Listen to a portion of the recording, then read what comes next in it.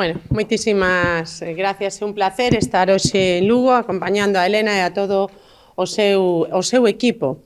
Viñamos ahora pola rúa e a verdade é que para min foi moi satisfactorio ver como moitísimas persoas paraban a Elena pola rúa e a felicitaban e lle daban moitos ánimos porque a xente de Lugo é consciente de que esta moción é unha moción de impulso con 45 medidas que puso enriba da mesa o Partido Popular pensando só nos lucenses, pensando en resolver os problemas reais da cidadanía.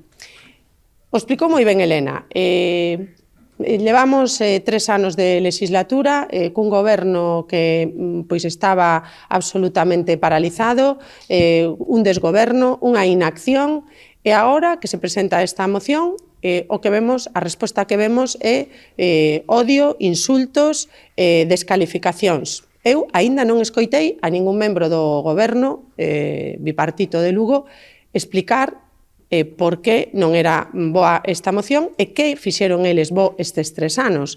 Non quitaron esa etiqueta de inacción, ese desgoberno do Concello de Lugo. En ningún momento vimos ningún argumento que acreditase que efectivamente o Concello de Lugo estaba funcionando e que o Concello de Lugo estaba gobernando para os lucenses.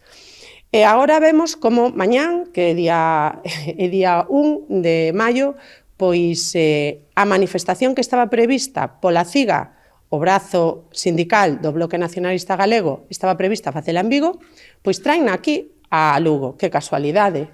Isto amosa que a CIGA non está poñendo os intereses dos traballadores e os dereitos dos traballadores por riba de calquer interés. Non, veñen a Lugo a facer ruido e veñen a Lugo a xerar crispación e confrontación.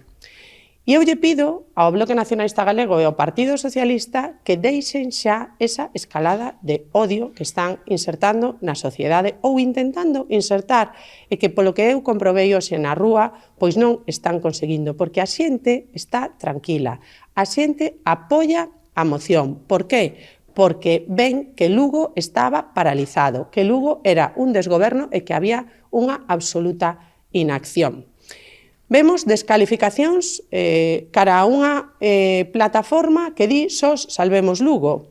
E, sin embargo, vemos o apoio a outra plataforma, a de Transfugismo Non, Democracia Sí, que, como leíamos hoxe nun medio de comunicación, está liderada por un señor que ten contratos co Concello de Lugo. E a súa muller tamén ten contratos co Concello de Lugo.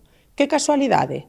Por certo, a parte nacionalista do Concello de Lugo. Algo moi habitual tamén que o Bloque Nacionalista Galego goberne para os amigos e goberne para as empresas amigas.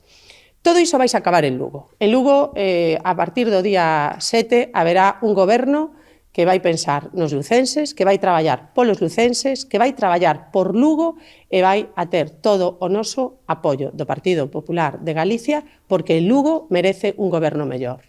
Moitísimas gracias.